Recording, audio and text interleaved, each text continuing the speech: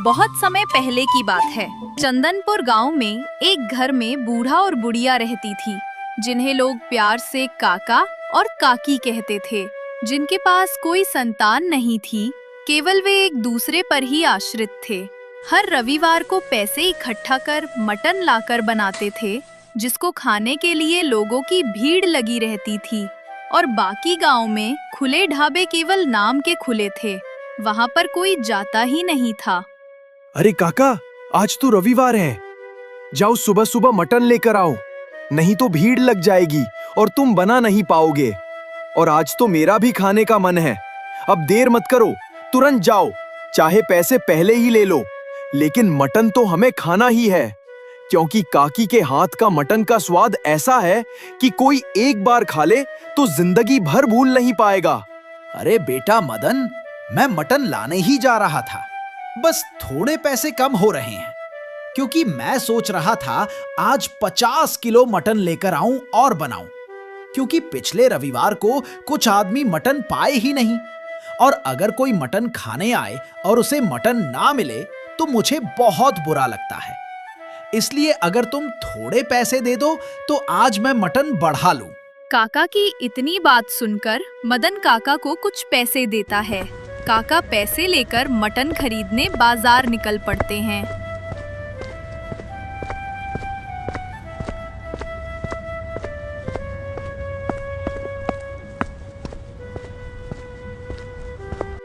अरे काका, आज कुछ पहले ही आ गए। मुझे पता था कि आप आओगे, इसीलिए मैंने पहले से ही मटन का बंदोबस्त करके रख लिया है। बोलो, आज कितने मटन लेकर जाना है, क्योंकि मैं 50 किलो ही दे पाऊंगा। क्या बात है बेटा सलीम, तुम अपने अब्बा पर गए हो। वे भी मेरे मटन का अनुमान लगा लेते थे और तुम भी लगा लेते हो। दरअसल मुझे 50 किलो मटन ही चाहिए और कुछ नहीं चाहिए। काका सलीम से 50 किलो मटन लेकर अपने घर आता है और फिर काका काकी दोनों मिलकर सुबह से मटन बनाना शुरू कर देते हैं। मटन की खुशबू गांव में फैल जाती है, लोग इकट्ठा होना शुरू कर देते हैं। गांव के सभी ढाबे केवल नाम के खुले थे, वहां पर कोई जाना नहीं चाहता था। अरे काका, मटन की ऐसी खुशबू है कि अब रहा नहीं जाता, मुंह में पानी आ रहा है काका, अब देर मत करो। अरे बेटा, मटन को थोड़ा पकने दे, तभी तो रस अंदर तक घुसेगा। थोड़ा सब्र करो, खाने का पूरा मजा मिलेगा। काका के इतना कहने पर मदन और बाकी लोग थोड़ी देर और इंतजार करते हैं, और जब मटन बनकर तैयार हो गया तब काकी बोली, अरे सुनो, सबको बोलो बैठ जाए, मटन तैयार हो गया है, मैं थाली लगा रही हूँ, तुम उनको ले जाकर परोस दो। काकी के इतना कहने पर काका सबको बैठा देते हैं और फिर काका सबकी थाली सबको पहुंचा दिया। सबने मटन खाया और बोले, काकी, तुम्हारे हाथ में सच में जादू है। मैं तो कहता हूँ कि आप रोज मटन बनाएं, देख लेना ग्राहक कम नहीं पड़ेंगे। आज भी आपका मटन खत्म हो गया, इसी तरह मटन रोज खत्म हो जाएगा। हाँ काकी, मेरी बात मानो, आप रोज मटन बनाओ, हम सब दूसरी जगह नहीं खाएंगे, आपके पास ही आकर खाएंगे, इसलिए मेरी बात मानो, आप रोज मटन बनाओ। तुम सब शांत रहो बेटा, मुझे क्या करना है, कैसे करना सब पता है। मेरा जैसा बजट बनेगा मैं वैसा ही करूंगा। देखता हूं, अगर पैसे का बजट हो गया तब आपकी बात मानूंगा। अब आप सब जाइए। काका की इतनी बात सुनकर सभी लोग पैसे देकर वहां से खुशी खुशी चले जाते हैं। सभी लोग के जाने के बाद काकी काका से कहती हैं, सुनो, क्यों ना हम अपना एक ढाबा खोलें, क्योंकि अगर हमारे अंदर इतना हुनर है तो हम इतना कम पैसा क्यों कमा रहे हैं, थोड़ा ज्यादा कमाएं और दूसरों की मदद करें, क्योंकि हुनर छुपाना नहीं चाहिए। अरे तुम पगला गई हो क्या? किसी तरह व्यवस्था करके मैं रविवार को मटन लाता हूँ। बस एक शौक है मटन बनाने का। तुमको पता होना चाहिए, एक ढाबा खोलना में बहुत पैसा लगते हैं। इतने सारे पैसे मैं लाऊंगा कहां से? नहीं जी, खुलेगा तो ढाबा ही खुलेगा, क्योंकि मेरा सपना है और मेरा सपना पूरा होकर रहेगा, उसे तुम पूरा करोगे, चाहे जैसे करो। मैंने कभी तुमसे कुछ नहीं मांगा। मैं चाहती हूँ कि काका काकी नाम से एक ढाबा हो जिस पर हम दोनों अपने हाथों से मटन चिकन बनाएं। ठीक है, जब तुम इतना जिद करती हो तो मैं कल बात करूंगा, धनीराम सेठ के पास जाऊंगा और उनसे कुछ पैसे उधार लूंगा। चलो अब सो जाओ। इतना बोलकर दोनों सो जाते हैं और अगली सुबह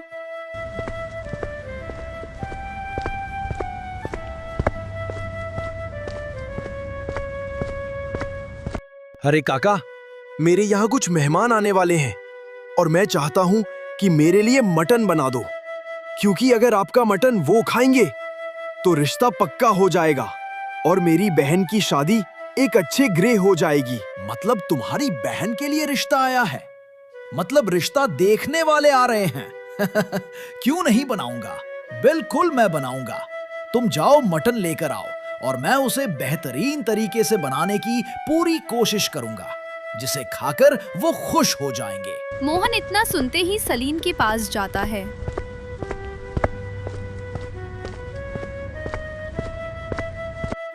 और 2 किलो मटन लेकर काका के घर आता है। काका उसे बहुत प्यार से बनाते हैं और जब मटन बन जाता है तब मोहन उसे अपने घर ले जाता है और आए हुए मेहमानों को खिला देता है। मेहमान उस मटन को खाकर बहुत खुश होते हैं और फिर मोहन से कहते हैं, भैया, रिश्ता पक्का समझो। बस हमें उससे मिला दो जिसने ये मटन बनाया है, क्योंकि मेरा बचपन से सपना था एक ढाबा खोलने का, लेकिन मुझे कोई बेहतरीन कारीगर मिला ही नहीं जिससे मैं मटन बनवा सकूं। इसलिए तुम मुझे उससे मिलाओ। हाँ भैया, बिल्कुल, आपको उनके पास ले चलता हूँ। दरअसल इस मटन को हमारे गांव के काका काकी ने बनाया है। वे दोनों मटन बनाने के बहुत ही बेहतरीन कारीगर हैं। जो भी उनके हाथ का बनाया हुआ मटन चिकन खा ले, मैं कसम खाकर कहता हूँ वो कभी दूसरी दुकान पर जाएगा ही नहीं। हाँ भैया, मैंने देख लिया, ऐसा मटन मैंने पहले कभी खाया ही नहीं। अब मुझे तुरंत उनके पास ले चलो, थोड़ी बात करनी है। मोहन अपने उस मेहमान को काका के पास ले जाता है।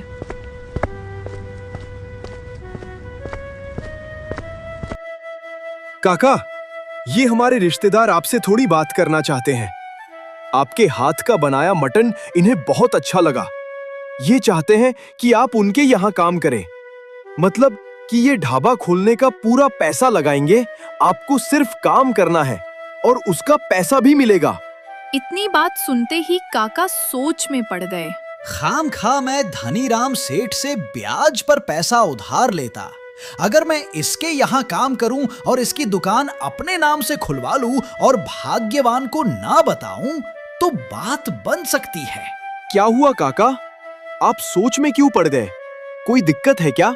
नहीं नहीं बेटा, मैं भी सोच रहा था कि एक ढाबा खोला जाए, पर उस ढाबे का नाम काका काकी का ढाबा होना चाहिए, तभी मैं काम करूंगा।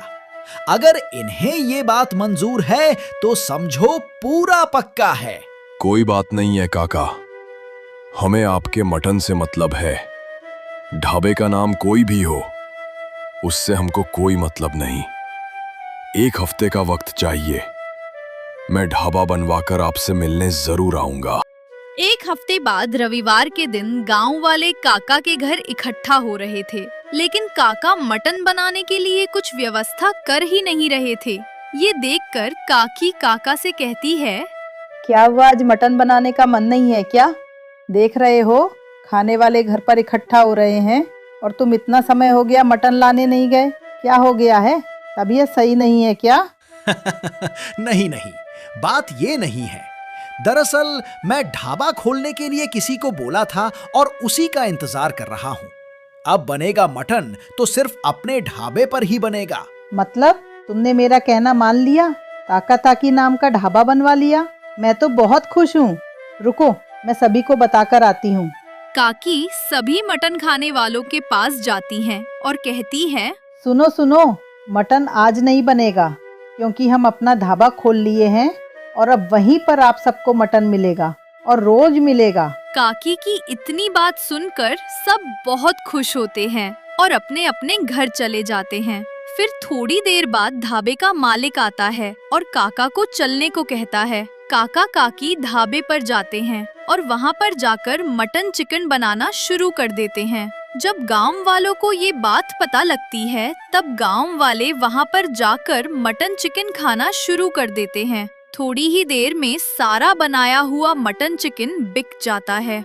ये देख ढाबे का मालिक बहुत खुश होता है और काका काकी को पैसे देता है। पैसे लेकर वे दोनों घर जाकर सो जाते हैं और अगले दिन फिर वही काम करते हैं। ऐसे करते करते महीना बीत गए। फिर एक दिन काकी की तबीयत खराब हो जाती है। उस दिन काका ढाबे पर अकेले जाते हैं।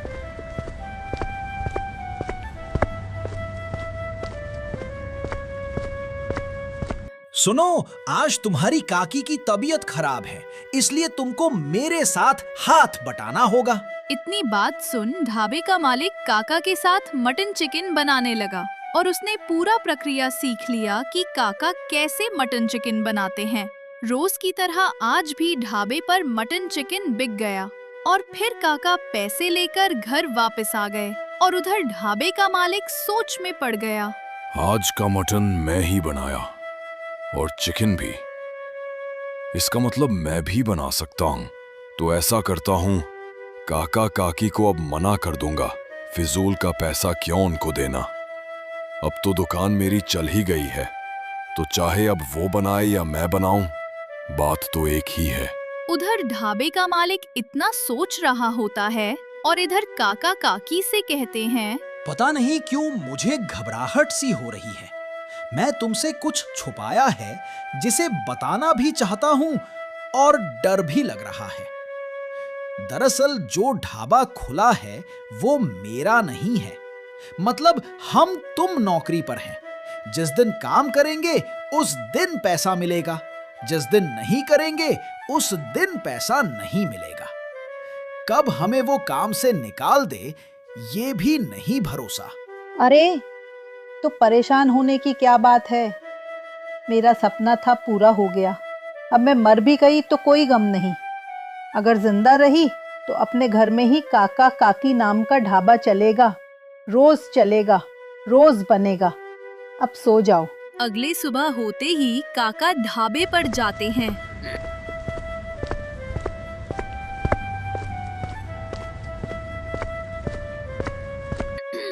ढाबे पर जाते ही ढाबे का मालिक काका से कहता है, काका माफ करें, मैं आपको ढाबे से निकाल रहा हूं क्योंकि मैं भी बचपन से सोचता था कि मैं एक ढाबा खोलूंगा और उस पर खुद काम करूंगा। और आज मुझे मटन भी और चिकन भी अच्छे तरीके से बनाना आता है। इसलिए आप बिना गुस्सा करें यहां से चले जाइए।